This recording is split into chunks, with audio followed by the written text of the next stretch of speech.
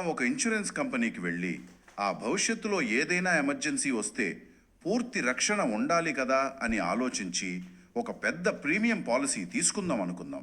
హ్మ్, ఖచ్చితంగా అందరూ చేసేదే ఇది. అవును.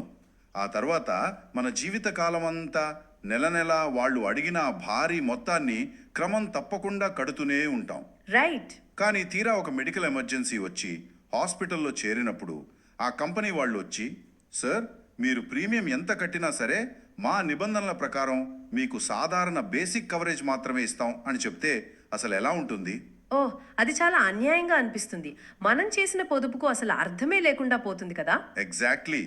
సరిగ్గా ఇలాంటి పరిస్థితే మన దేశంలో పదవి విరమణ చేసిన వేలాది మంది ప్రావిడెంట్ ఫండ్ లేదా పిఎఫ్ పెన్షనర్లకు ఎదురైంది. అవును, ఇది చాలా తీవ్రమైన సమస్య. ఈనాటి సమగ్ర పరిశీలనకు స్వాగతం.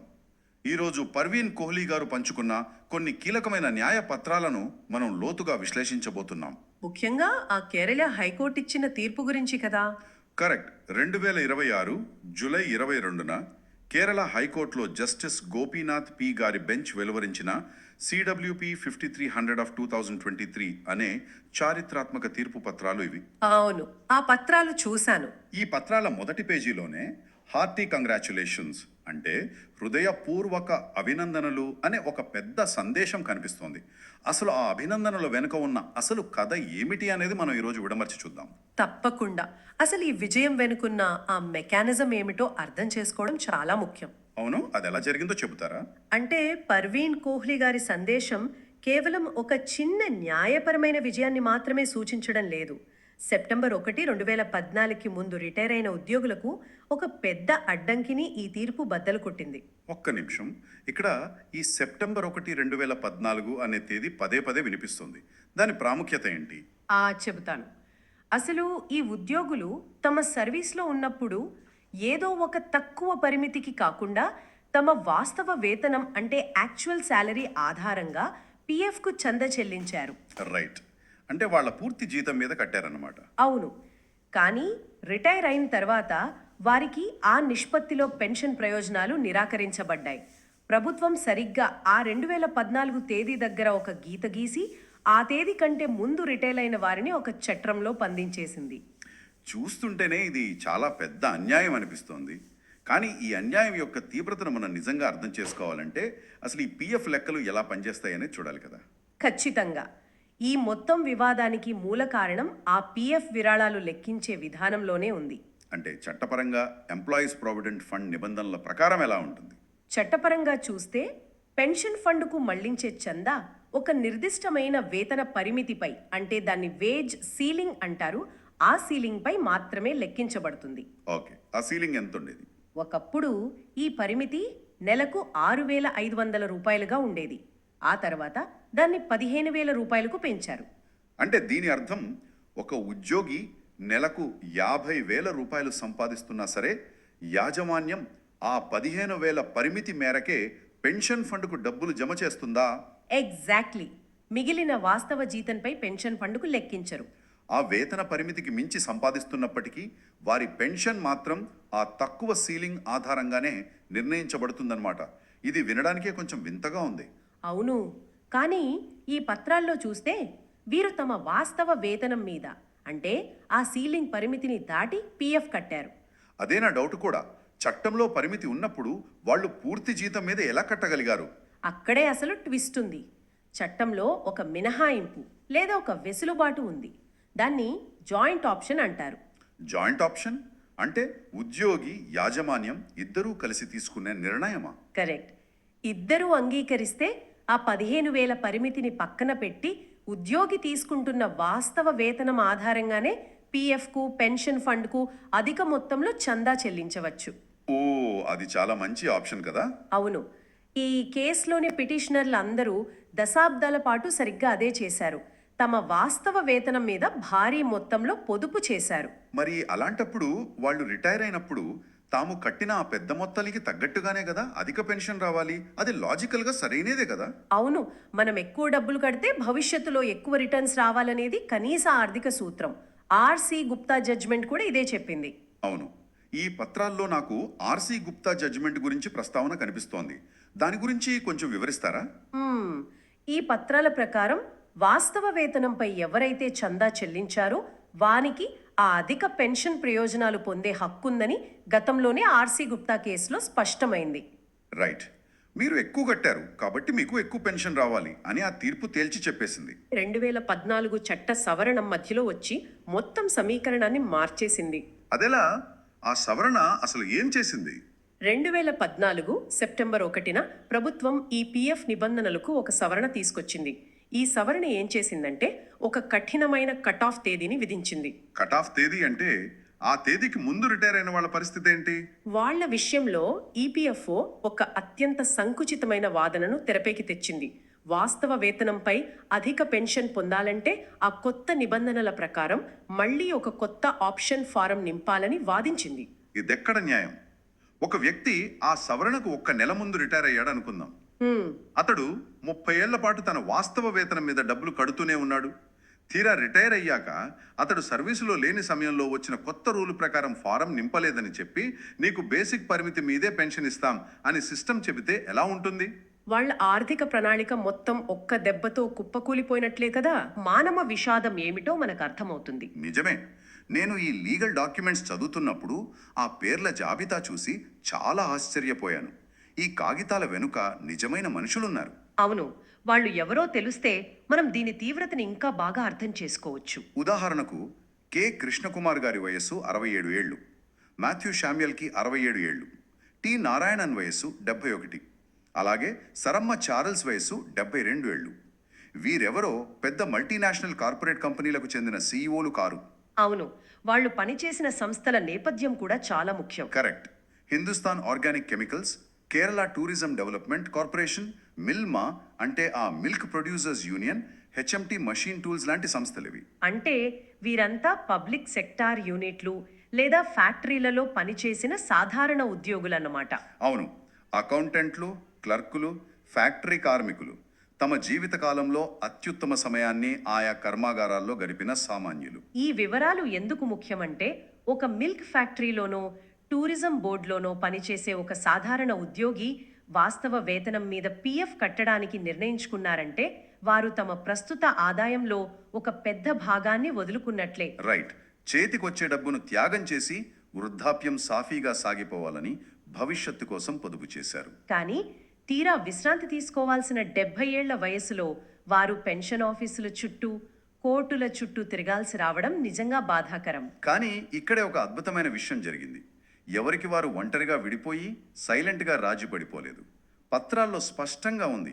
వీరంతా కలిసి ప్రావిడెంట్ ఫండ్ పెన్షనర్స్ అసోసియేషన్ ద్వారా న్యాయస్థానాన్ని ఆశ్రయించారు. అవును, ఇది భవిష్యత్తులో అందరూ నేర్చుకోవాల్సిన ఒక మంచి యాక్షనబుల్ స్టెప్. ఖచ్చితంగా. 75 ఏళ్ల వయసులో హైకోర్టు మెట్లెక్కడం, కేసు ఫైల్ చేయడం, దాని ఏళ్ల తరబడి ఫాలో అప్ చేయడం అంటే మామూలు విషయం కాదు కదా. అసోసియేషన్గా ఏర్పడటం ద్వారా వారు ఆ బలాన్ని కూడగట్టుకున్నారు. సమూహంగా పోరాడటం అనేది ఇక్కడ అత్యంత కీలకమైన వ్యూహం. రైట్. ఒక సామాన్య రిటైర్డ్ క్లర్క్ ఒంటరిగా వెళ్ళి కేంద్ర ప్రభుత్వ వ్యవస్థలతో పోరాడాలంటే పేపర్ వర్క్కి, లీగల్ ఫీజులకే అలసిపోతారు. కానీ ఇలా అసోసియేషన్గా ఏర్పడి తమ వాదనను ఆర్సి గుప్తా జడ్జ్మెంట్కు అనుసంధానించడం ద్వారా వారు న్యాయస్థానం ముందు ఒక బలమైన సమూహంగా నిలబడ్డారు. అవును. ఇది కేవలం ఒక వ్యక్తికి జరిగిన పొరపాటు కాదని, మొత్తం వ్యవస్థాగతంగా జరుగుతున్న అన్యాయమని కోర్టుకు అర్థమయ్యేలా చేయగలిగారు. కరెక్ట్. అయితే ఇక్కడ నేను కొంచెం భిన్నంగా ఆలోచించి ఒక ప్రశ్న అడగాలనుకుంటున్నాను. అడగండి. ఈ పత్రాల్లో ప్రతివాదుల జాబితా చూస్తే యూనియన్ ఆఫ్ ఇండియా, కార్మిక మంత్రిత్వ శాఖ, ఈపీఎఫ్ఓ లాంటివి ఉన్నాయి. వ్యవస్థను గుడ్డిగా నిందించడం నాకు ఇష్టం లేదు. ఎందుకంటే ఈపీఎఫ్ఓ అనేది లాభాల కోసం పనిచేసే ఒక అత్యాశాపూరితమైన ప్రైవేట్ కంపెనీ కాదు కదా. అవును, అది కార్మికుల పొదుపును రక్షించడానికి ఏర్పాటు చేయబడిన ఒక ప్రభుత్వ సంస్థ. మరి అలాంటప్పుడు 70 ఏళ్ల వృద్ధులకు వారి సొంత పెన్షన్ డబ్బులు ఇవ్వకుండా ఆపడానికి ఏకంగా హైకోర్టు వరకు వచ్చి పోరాడటానికి వాళ్లకున్న అవసరం ఏమిటి? ఆ సంస్థల వెనుక ఏదైనా భయం ఉందా? ఇది చాలా లాజికల్ పాయింట్. ఇక్కడ మనం ఈపీఎఫ్ఓను ఒక విలన్ లాగా చూడకూడదు. ఈపీఎఫ్ఓ అనేది ప్రపంచంలోనే అతిపెద్ద సామాజిక భద్రతా నిధులలో ఒకటి. అందులో ఉన్న పెన్షన్ ఫండ్ ఒక పూల్డ్ ఫండ్, అంటే అందరి డబ్బులు ఒకే నిధిలో ఉంటాయి. ఓహో, అంటే ఆర్సి గుప్తా జడ్జిమెంట్ వచ్చిన తర్వాత వాస్తవ వేతనం ఆధారంగా పెన్షన్లు ఇవ్వాలన్నప్పుడు అధికారులకు భయం పట్టుకుందంటారా? అవును. ఆ 2014 కట్ ఆఫ్ తేదీకి ముందు రిటైర్ అయిన లక్షలాది మందికి ఒక్కసారిగా అధిక పెన్షన్లు ఇవ్వాల్సి వస్తే ఆ ఫండ్లో ఉన్న డబ్బులు మొత్తం హరించుకుపోతాయేమో, భవిష్యత్తు తరాలకు నిధులు సరిపోవేమో అనే ఒక యాక్చురియల్ ఫియర్ ఆర్కి ఉండి ఉంటుంది. అర్థమవుతుంది. అంటే అధికారుల కోణంలో ఆలోచిస్తే ఇది ఒక మ్యాథమెటికల్ ప్రాబ్లం అన్నమాట. ఇన్ని లక్షల మందికి పాత బకాయిలతో సహా ఒకేసారి డబ్బులు పెంచితే వ్యవస్థ తట్టుకోగలదా అనే భయం. ఖచ్చితంగా. పరిపాలనా వ్యవస్థలు ఎప్పుడూ అత్యంత సురక్షితమైన మార్గంలో వెళ్లాలనుకుంటాయి. అందుకే వారికి ఆ 2014 కట్ ఆఫ్ తేదీ ఒక రక్షణ కవచంలా కనిపించింది. రైట్. అంటే ఆ రూల్ని అక్షరం పొల్లుపోకుండా కఠినంగా అర్థం చేసుకోవడం ద్వారా నిధులను కాపాడుకోవచ్చని భావించారు. అవును, ఆ తేదీకి ముందు ఈ ఫారం నింపలేదు కాబట్టి మీరు అనర్హులు అనే ఒక సాంకేతిక కారణం చూపించటం వారికి సులువు కదా. ఈ లాజిక్ వినడానికి బాగానే ఉన్నా ఇది ఎలా ఉందంటే, ఒక బ్యాంకు మేనేజరు తన దగ్గరున్న డిపాజిట్లన్నీ ఒకేసారి బయటికి వెళ్ళిపోతే బ్యాంకు లిక్విడిటీ దెబ్బతింటుందనే భయంతో ఖాతాదారులకు వారి సొంత డబ్బులు వెనక్కి ఇవ్వను అన్నట్లుంది. అవును, నిజమే. వ్యవస్థను కాపాడుకోవడం కావచ్చు, కానీ ఆ వ్యవస్థను నమ్ముకున్న సామాన్యుడని బలిపశువును చేయడమే కదా. న్యాయస్థానం కూడా సరిగ్గా ఇదే విషయాన్ని పసిగట్టినట్లుంది. కట్టిన చందా వాస్తవమైనప్పుడు కేవలం ఒక తేదీని అడ్డు పెట్టుకుని ఆ హక్కును ఎలా హరిస్తారు అని జస్టిస్ గోపీనాథ్ పి గారు స్పష్టంగా అడిగారు. కరెక్ట్. చట్టబద్ధంగా కార్మికులకు దక్కాల్సిన హక్కులను కేవలం ఒక పరిపాలనాపరమైన సవరణ ద్వారా రద్దు చేయడం కుదరదని హైకోర్టు తేల్చి చెప్పింది. సో ఈ తీర్పుకు ముందు మరియు తర్వాత పరిస్థితులను ఒకసారి మనం బేరీజు వేద్దాం. తీర్పు రాకముందు ఈ వృద్ధులు తీవ్రమైన అయోమయంలా ఉన్నారు. వాస్తవ వేతనం మీద ఎక్కువ పీఎఫ్ కట్టినా చాలీచాలనే పెన్షన్తో బతుకులిడుస్తున్నారు. అవును.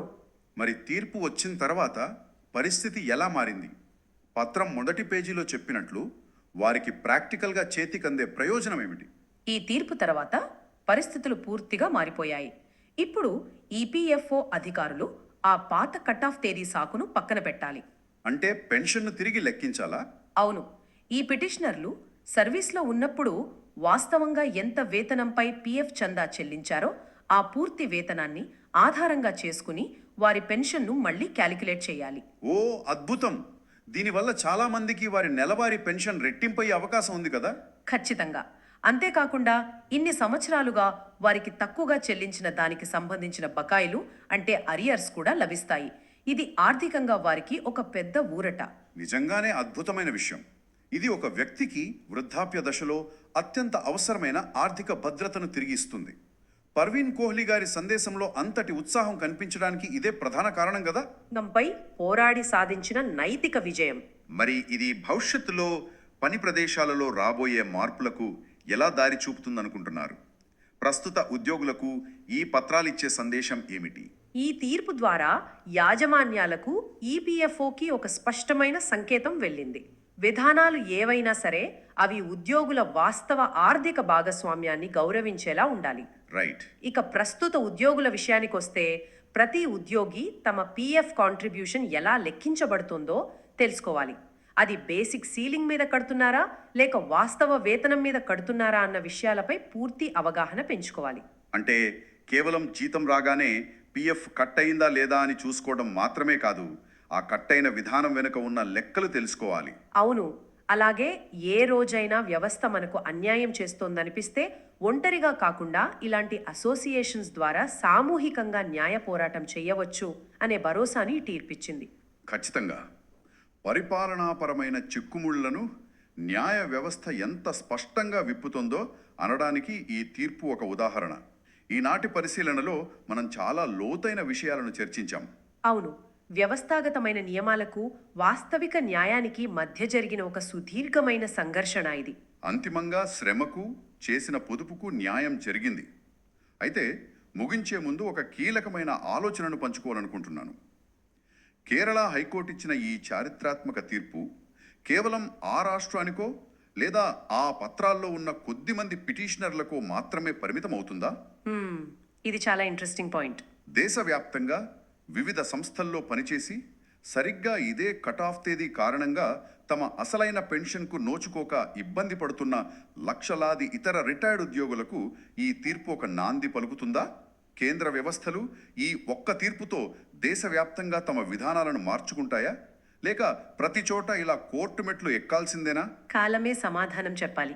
ఒక చిన్న రాష్ట్రంలో ఒక చిన్న అసోసియేషన్ వేసిన ఈ అడుగు దేశవ్యాప్త పిఎఫ్ విధానాల్లో ఒక పెద్ద సునామీని సృష్టిస్తుందా?